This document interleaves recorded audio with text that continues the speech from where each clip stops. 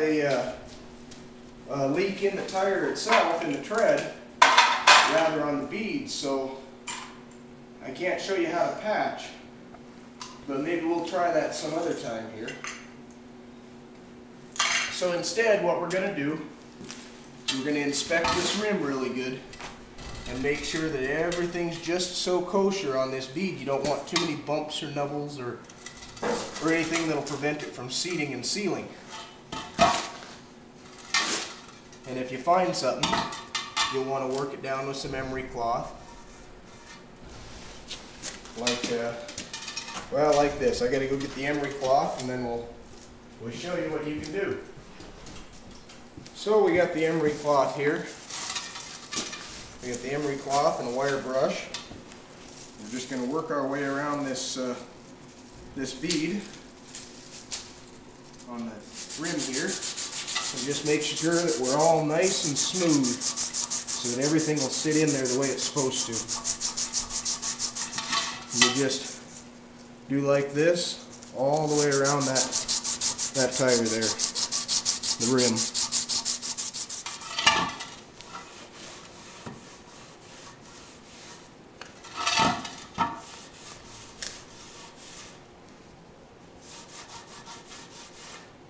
And you kind of see a rough spot where it might have been leaking, the bead there.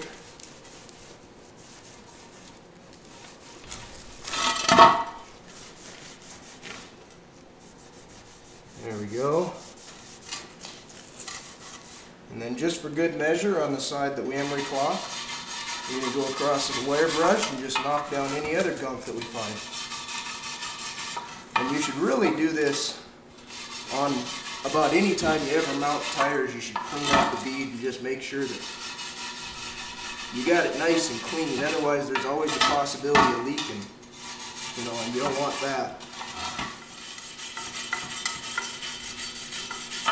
You could also use an electric grinder with a wire wheel on it, but I just don't feel like doing that, so that's why I'm not using ours.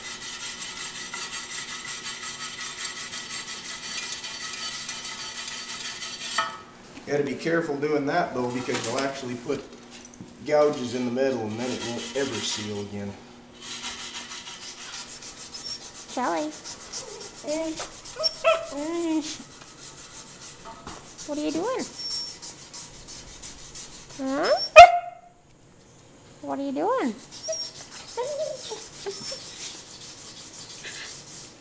You good puppy. Okay, we got all the rim cleaned off. So now we're just going to clean the bead on the tire and make sure that the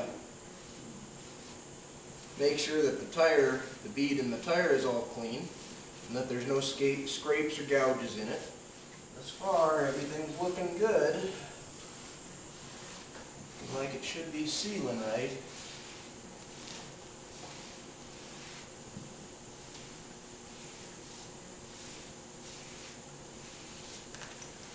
So, we got that all cleaned up. We're just going to do the same thing to put it on as we did to take it off. Normally you would put soap around the bead of the tire, just regular old dish soap, and it'd help it get it on. You can buy stuff in the store, but just Dawn dish soap works as good as anything I've found. So you set your tire in there like that, and you just keep working your way around. Set the bead on, get that first one in, drop it over. Yeah. Set your second one in. Sometimes this one can be a bit of a bugger to get started anyways. So you just keep working back and forth, side to side.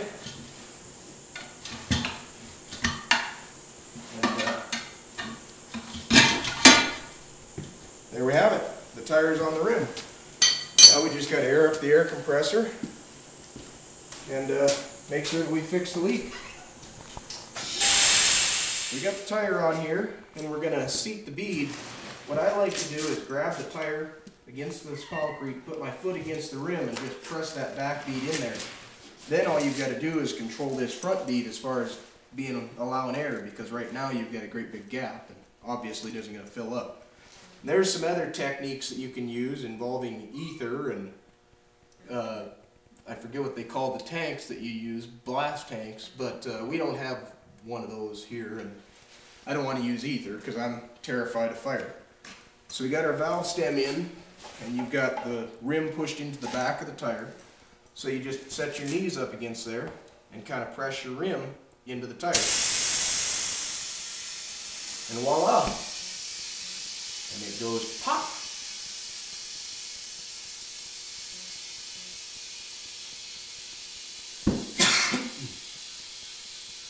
Here goes.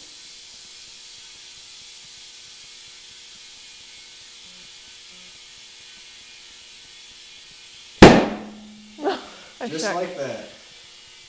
It's okay, Shelly. And we'll, once you get the beads seated, we're going to check your tire pressure. And I'm going to put about 45 pounds in this tire. I got about 10 in there now, so we'll fill it up some more. And there we go. Got about 45 pounds in there.